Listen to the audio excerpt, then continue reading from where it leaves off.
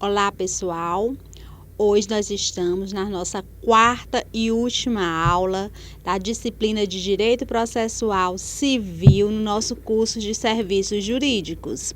Então, essa nossa quarta aula, nós iremos voltar para as noções da Lei 9.099 de 95, que é a lei que trata sobre a regulamentação dos juizados especiais cíveis. E no segundo momento, nós iremos estar voltando para vocês com orientações de algumas peças processuais civis. Normalmente são as peças mais utilizadas no nosso dia a dia. Então, a nossa quarta aula, que se volta para os nossos juizados especiais cíveis, nós temos a norma da Lei dos Juizados Especiais, regulamentada pela Lei 9.099 de 95, criada com previsão legal na Constituição Federal, no artigo 98, inciso 1, e ela tem como qualidades basilares a busca de uma celeridade processual, acessibilidade e eficiência. Então, ela vem para que garanta à sociedade uma forma mais breve, rápida de acesso ao judiciário e de combater os clamores sociais. Então, os princípios básicos dessa lei está fundamentado no artigo 2º da Lei 9.099, em que ela traz a oralidade, a simplicidade, a informalidade, a economia processual e a celeridade. Ou seja, é uma lei em que ela garante esse acesso de forma mais simplificada possível. Isso tem como norma subsidiária para atender aqueles pontos em que a lei ela não for clara ou ela for omissa. Então, podemos buscar a complementação de nossas fundamentações no Código de Processo Civil. A competência dos juizados especiais acerca da razão da matéria e do valor da causa está tratado no artigo 3º da Lei 9.099 de 95. Com relação ao valor da causa, ele é unânime, claro e eficiente em declarar que os processos que possam ser tramitados no juizado especial de pequena causa, como muitos são conhecidos, eles atingem o teto de até 40 vezes o valor do salário mínimo vigente no ato da propositura da ação. Os outros critérios no que tange a matéria, assim discorre o artigo 3º da Lei 9.099. O juizado especial civil tem competência para conciliação de processo e julgamento das ações cíveis, causas cíveis, de menor complexidade, assim consideradas as causas cujo valor não exceda 40 vezes o valor do salário mínimo, onde a gente diz que é o teto dos juizados. A enumeração do artigo 275, inciso 2º do CPC, que é o Código de Processo Civil, ações de despejo para uso próprio e ações possessórias sobre bens imóveis do valor não excedente ao fixado no inciso 1. Ou seja, eu posso tratar de ações possessórias desde que o meu imóvel ele não exceda um valor de 40 vezes o valor do salário mínimo no ato de propositura desta ação. Os processos eles não podem trazer complexidade de discussões, então tem que ser algo da forma mais simplificada possível. Os atos processuais incabíveis nos juizados especiais são casos de provas complexas. O que nós entendemos por provas complexas? São aquelas provas que elas requerem algum tipo de perícia grafotécnica, perícia de insalubridade. Então, são perícias em que não são cabíveis dentro dos nossos juizados especiais. Consequentemente, ações que decorrem de algum caso de complexidade, eles não podem ser apreciados e julgados pelos juizados especiais. Citações edilícias. O que quer dizer citações edilícias? São as citações por meio de edital. Então, o juizado especial, ele é direto e objetivo. As partes, elas têm que promoverem os seus endereços corretos, têm que fornecerem um nome que identifique realmente a pessoa, para que possa haver a plenitude da eficiência dos chamamentos aos atos processuais. E por que não é edilício? Porque a primeira citação ela é postada por meio dos correios. Então, o correio leva a citação ao reclamado, ao requerido, então volta com o comprovante de recebimento. E a única medida de forma legal de citação nos juizados é exatamente a citação por via dos correios. Em alguns casos é permitido por muito a citação por oficial de justiça, dependendo da situação. Mas a edilícia, que é por edital, para que se designe o local incerto e não sabido da parte contrária, isso não é permitido nos juizados especiais. Quando o autor se recusa a renunciar créditos excedentes, então a ação ela tem um teto de 40 vezes o valor do salário mínimo. Se por acaso o autor insistir em querer a soma do seu direito, um todo, não pode ser tramitada e julgada essa ação no juizado especial, porque tem atenção ao teto. Então, a Lei 9.099, de 95, faz o quê? Todas as causas de natureza cognitiva do autor, de menor complexividade, probatória e valor não superior a 40 salários mínimos, né? Então, nós batemos em 2 pontos. Causas de menor complexividade e o teto dos 40 salários mínimo.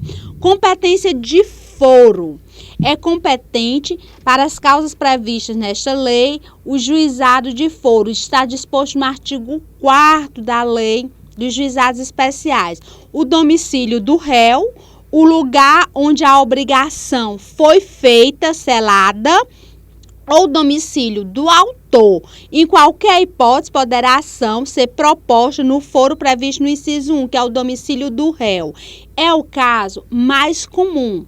No caso de que existe prioridade de ações de indenização e cobrança. Então, a gente vai ter a prioridade de foro de competência, o domicílio do réu. Nos demais casos, a gente pode estar colocando o domicílio do autor.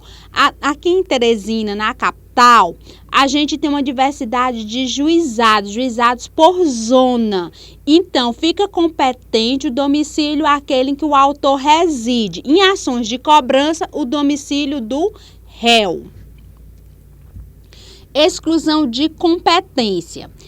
Trata o artigo 3º, parágrafo 2º da Lei 9.099. Ficam excluídas de competências dos juizados especiais as causas de natureza alimentar, falimentar, no caso de falências de empresa, fiscal e de interesse de fazenda pública, e também as relativas a acidentes de trabalho, a resíduos e ao estado e capacidade das pessoas, ainda que de cunho patrimonial. Com uma grande ressalva que vale aqui explanar é que no que tange à fazenda pública, aqui na capital nós já temos um juizado especial também da fazenda pública. Então, foi uma evolução a essa lei. Então, atingindo ao teto, é permissivo hoje nós buscarmos os juizados especiais. O artigo 8º, ele diz: não poderão ser partes no processo instituído por esta lei o incapaz, o preso, as pessoas jurídicas de direito público, as empresas públicas da União, a massa falida e o insolvente civil.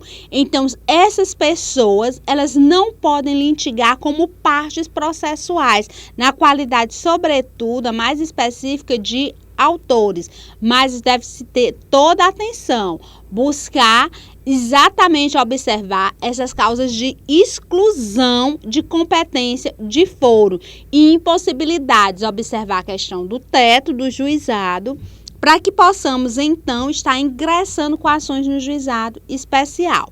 A composição do juizado especial. O juizado especial é formado por um juiz togado. O juiz togado é aquele que ingressa na justiça através de concurso público, certo? Os juízes leigos, eles ingressam por processo seletivo e eles devem ter até 5 anos de formados em direitos, considerados bacharelados, certo? Habitualmente, os juízes leigos, eles são aqueles juízes que fazem as audiências de instrução e saneiam o processo para a formulação da sentença que será, ao final, homologada pelo juiz togado para dar plena eficácia e validade jurídica à decisão. Os juízes conciliadores, eles em si bastam serem apenas bacharéis em direitos, formados em direitos, e passarem por um processo seletivo. Habitualmente, eles fazem a mera audiência de conciliação, que uma vez havendo a realização concreta desta conciliação, o processo, ele por seguinte, passará para o juiz togado, possa então homologar este acordo para gerar os seus reais efeitos jurídicos. E a turma recursal? A turma recursal é exatamente o conselho formado por desembargadores em que irão em si julgar os processos advindos dos juizados especiais. Então, a turma recursal, ela fica instalada no Tribunal de Justiça. Então, todos os juizados especiais que existem por todas as comarcas do nosso estado, os recursos eles são interpostos junto aos juizados especiais e remetidos para a turma recursal. Então, aqui em Teresina, que esses processos eles são apreciados e julgados após o acórdão ser devidamente lavrado, publicado, ele volta-se para a comarca de origem, para a vara de origem, que é o juizado especial, para então proceder o cumprimento dessa decisão. E esse fundamento com relação à composição dos juizados especiais encontra-se no artigo 5º, 6º e 7º da Lei dos Juizados Especiais, que é a Lei 9.099 de 95. Procedimento. Como se constitui, como está formalizado o processo dentro do juizado especial? Então, alguns juizados especiais, eles têm até um setor chamado de atemação, que esse setor ele é responsável para acolher os reclames da sociedade, formular a petição inicial, que é o próprio processo em si, e dar seguimento à ação. Aqui cabe uma grande recordação e ressalva de que as ações em que transcorrem até 20 vezes o valor do salário mínimo são essas ações que são acolhidas por esse núcleo de atermação dos juizados, que é um servidor do juizado em que vai, então, formular sua petição inicial, juntando os seus documentos, comprovando os seus reclamos para dar início ao processo. Porque independe de advogado. Em causas acima de 20 salários mínimos a 40 salários mínimos, que é o teto do juizado especial cível, então é necessário, é indispensável que seja por meio de um advogado, certo? Então, começa-se o procedimento através de um processo que é dado ingresso pela própria petição inicial. Ingressada com a petição inicial, protocola-se e em seguida já sai com a designação da audiência, em que a secretária deve providenciar a devida citação da parte contrária para tomar conhecimento do processo e, consequentemente, da audiência que ficará designada. Em seguida, a audiência de conciliação. Essa audiência é o momento em que as partes têm de resolverem amigavelmente aquele litígio, né? Aquela confusão que resultou no processo. Havendo este acordo, com certeza o processo vai ser encaminhado para o juiz togado para que ele venha homologar esse acordo e gerar os seus reais efeitos jurídicos. Não havendo acordo, o processo será encaminhado para designado uma nova audiência, que é a audiência de instrução processual. No momento da audiência de instrução processual, em si deve ser apresentar todos os meios de provas legais, que são em vias de regras documentais e as testemunhais, apresentada pelas partes. E em seguida é formulada a sentença, que é a decisão final deste processo. Nele não há nem condenação de honorários, nem honorários de sucumbência, nem de custas processuais. A partir daí, havendo algum desconforto de quaisquer das partes, caberão a ela o direito de recurso, que esses recursos são vistos pelos embargos declaratórios ou o recurso inominado. O embargo declaratório pode ser interposto no prazo de 5 dias, havendo a obscuridade, a omissão ou a contradição sobre o que se requereu e o que se está sendo julgado, ou recurso que assemelha ao recurso de apelação, que é o recurso inominado, no prazo de 10 dias, certo? Então, esses são os procedimentos do processo no juizado especial. Aqui vale uma ressalva de que a lei garante que deve se transcorrer um ato uno, as audiência de conciliação, instrução e chegar à sua decisão. Em vias de regra, na prática habitual, os nossos juizados especiais, aqueles têm chegado a dividir entre a audiência de conciliação, audiência de instrução e aguardarmos a sentença.